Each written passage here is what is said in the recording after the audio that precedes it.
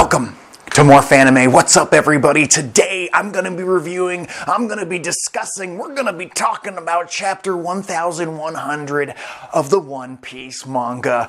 Oh yeah. Oh, and it was good, people. We finally are at the pinnacle of the Kuma flashback. I did predict that this was going to be the final chapter of this flashback, but it seems like we're in for a little bit more, surprisingly. But it's actually very interesting and very exciting. And if Kuma's your favorite character right now, you are eating very good. And I never realized how important of a character he was going to be to the entire story at large, and how important he is to so many other characters in the story at all. I mean, I knew he was going to have a lot of information within his flashback, but not this much information.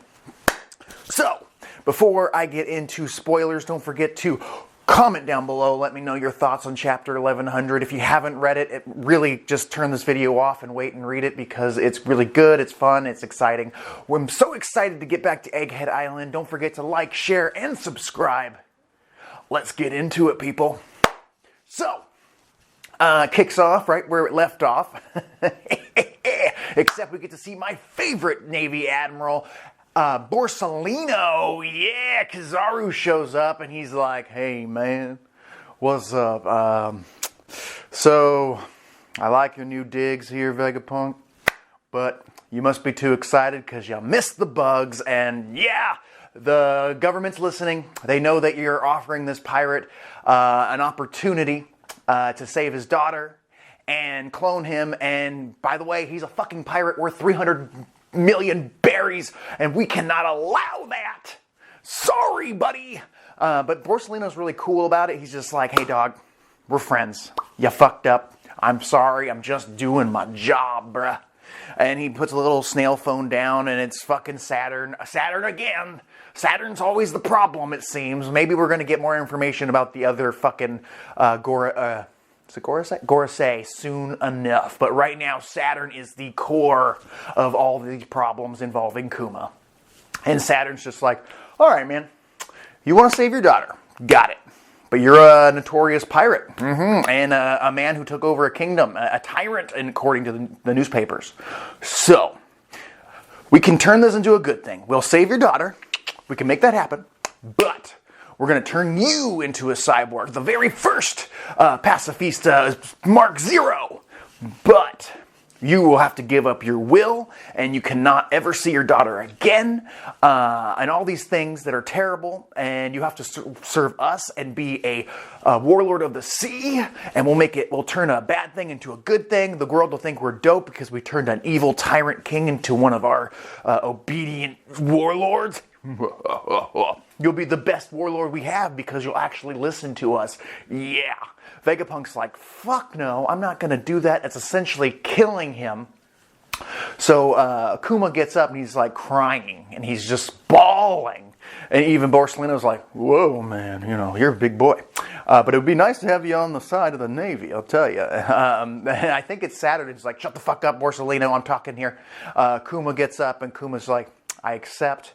I'm just so happy. I've spent so long trying to find a cure for Bonnie, and now that this is happening, I don't care what I have to do. You could literally shoot me in the head right now if it means that she's going to live." That's how committed Kuma is. He is a sweetheart of a man, a pacifist, as he says. So he agrees. Borsalino stays on the island of Egghead. They're building it as it's going on.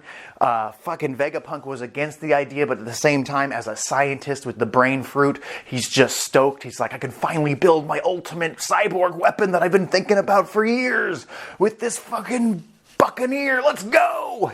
And he's also talking about, "Man, I wish there was more Vegapunks. I wish there was like 5 of me that could help me with all this work." Like a future flashback callback of something that does happen when he makes the satellites that eventually end up being a problem, because then York turns on them, which leads to the current problem that we're in right now in the story. Yes, it's happening here. He's thinking about it then and now. He's like, "There's too much work. I have to cure Bonnie, and I have to change Kuma within like a 2-year time span. Let's go."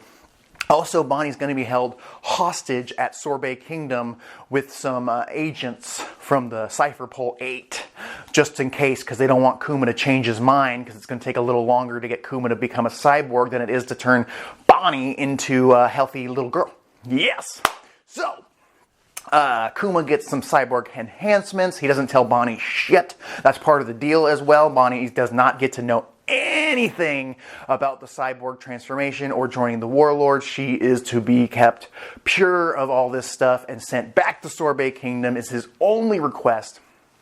They get to spend like a year together, maybe just 6 months, but they get to spend this time together. They're drinking beers, they're eating pizzas. It's a great time. Even Borsellino is having a great time. I didn't realize how nice of a guy Borsellino might actually be. He might actually turn at some point and join the side of the Straw Hats. I could see that happening, especially after seeing this flashback. Him doing the fucking Nika dance. Fucking Karzaru doing the Nika dance with Kuma and Vegapunk and Bonnie. What? What a fucking crazy scenario. We see Sentomaru there. All the things that has been leading up. I mean, this chapter really makes me want to reread all of Egghead Island because it was all kind of centered around this moment. This moment with Borsellino, with Sentomaru, with Kuma, with Bonnie, with Vegapunk. This story is about these 5 people having this bonding 6 months to 8 months together like a family would. I mean, Kuma's helping them carry supplies in as they're building the great Egghead Island that we know today, because it's just like a shitty island at first, just a snowy piece of crap. But fucking Vegapunk's going to change it, change the climate, everything. Bring scientists in from all over the world. All this shit's happening during this time. It's the biggest moment in Vegapunk's history of Egghead Island, and basically in his whole technological world. He's trying to create the pacifistas, the Kuma as a cyborg, fucking Bonnie being healed and sent back to her island. We even meet the leader of Cypher Pole 8. I think her name is Alpha, and she's basically pretending to be a nurse. She's like, I'll be watching Bonnie for you, Kuma, so don't you fuck up, because it would suck to, you know, lose her during this precious time during her healing process.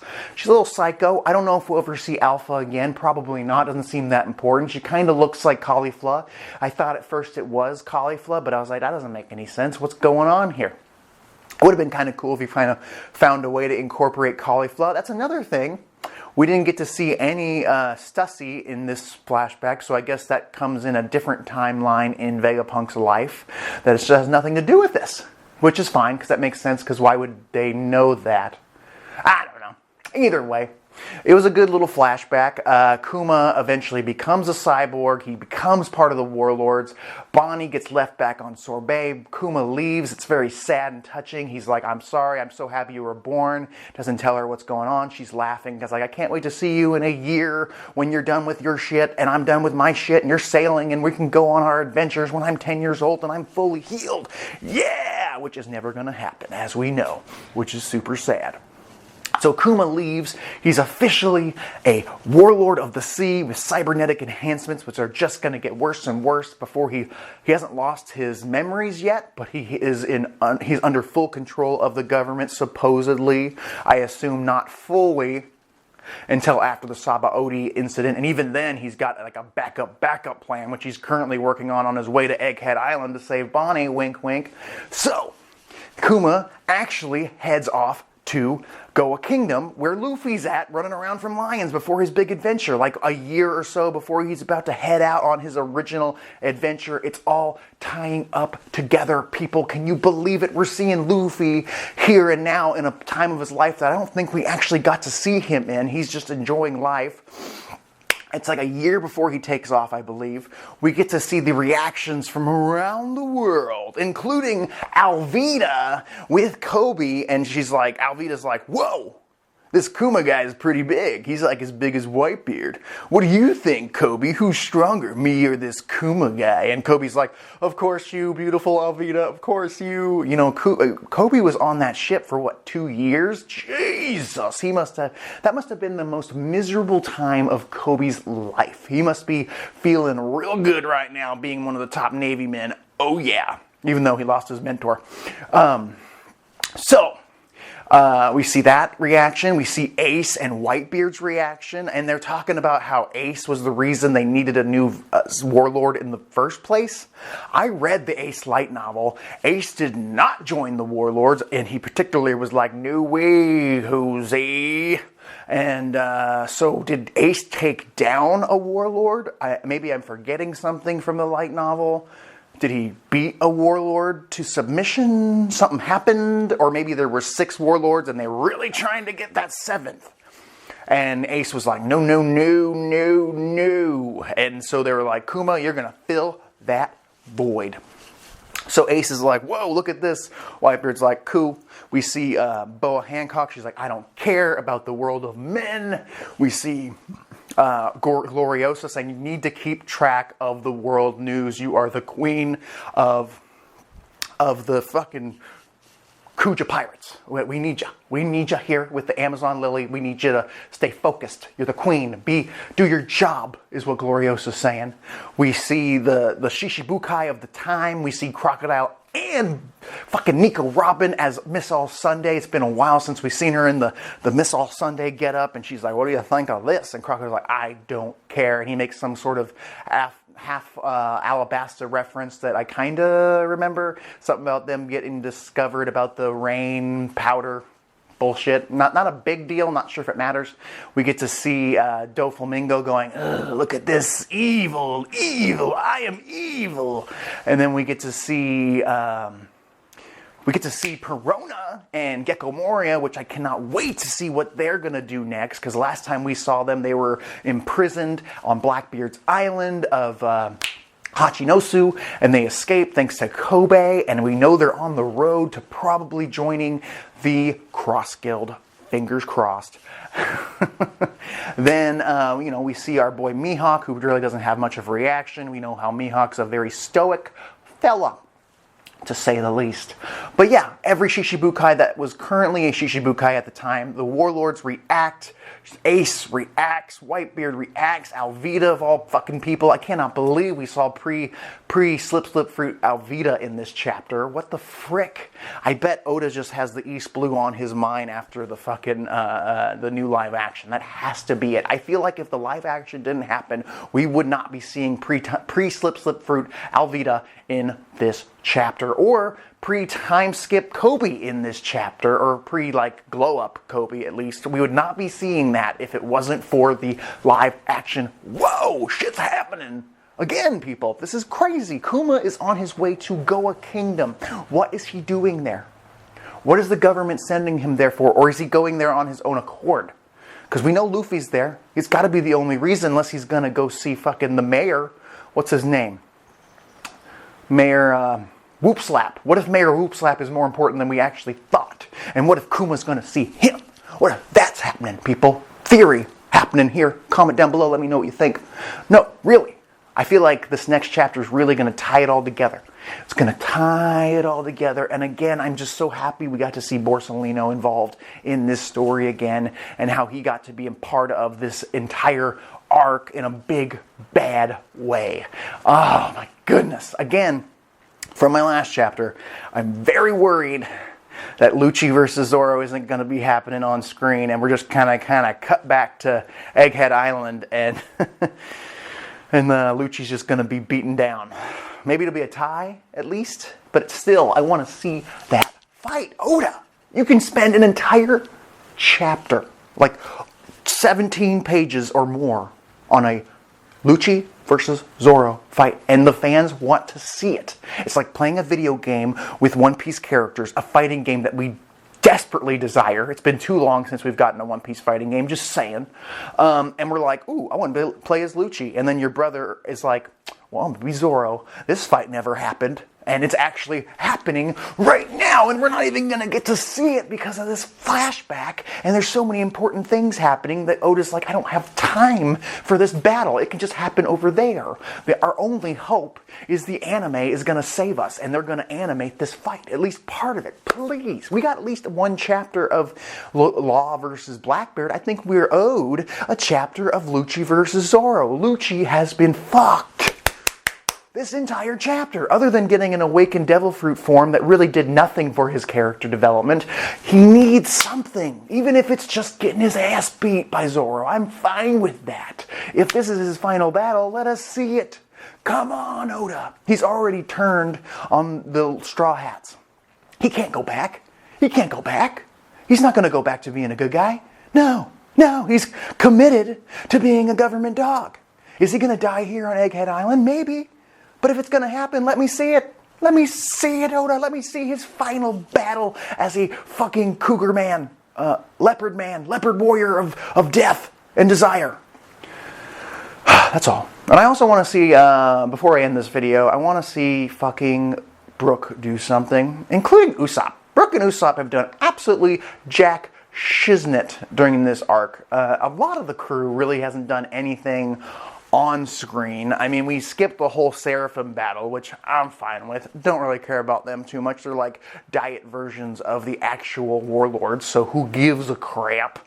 The only Seraphim I really care about is crocodiles, because it seems a little weird that we haven't gotten a full view of what's going on there, because we still don't know Crocodile's backstory, which is fucking crazy, because it's been like 20 years since his debut in the series, and we still don't know what Crocodile's deal is, other than he wants to build like a war-torn fucking society where he controls everything. That's all we know. He wanted to take over Alabasta. Didn't work out. He still wants to do something to that effect.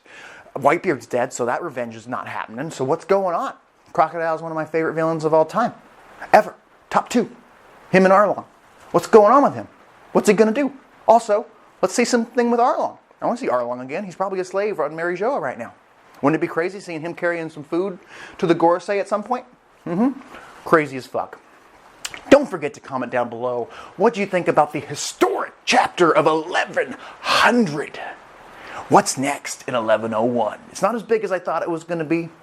But Oda, he might be like throwing us off. So 1101 is fucking huge. And maybe 1100 was like, this is just a little taster. Something building up. Something's about to happen. Some volcano's about to explode in our faces. And it's going to be huge. Something that's going to involve the Goa Kingdom, Luffy, and Kuma.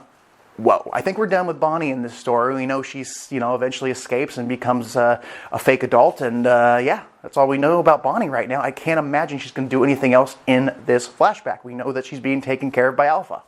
She's done. Cool. We know Vegapunk did his job. Done. Cool. We know Borsalino is a nicer guy. Done. We have one last person to finish off this flashback, and that's Kuma himself. What's he going to do? Is he going to walk up to Luffy? I think Luffy would recognize him, so I don't think so. Who's he going to meet here? He's not going to be Dragon. We know that. What's going to happen, people? Again, one last time, don't forget to like, share, and subscribe. This is more Fanime. I'll talk to you later.